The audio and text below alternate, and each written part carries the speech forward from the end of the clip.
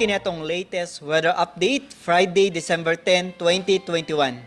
Ang shoreline o kini ang panagtagpo ng bugnaw na hangin gikan sa amihan o init na hangin gikan sa easterlies ang padayon nakaapekto sa portion sa Mindanao o portion sa Visayas. Samtang amihan or northeast monsoon ang padayon nakaapekto sa lalawigan sa Luzon.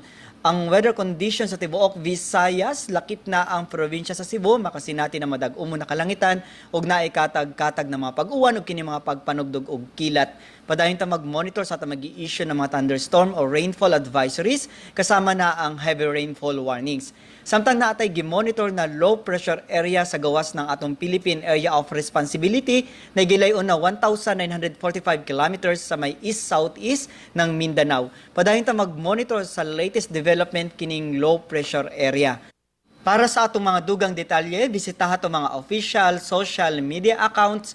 Kini si Jomar Eclarino gikan diri sa Mactan, Pag-asa, Visayas. DOST, maayong adlaw.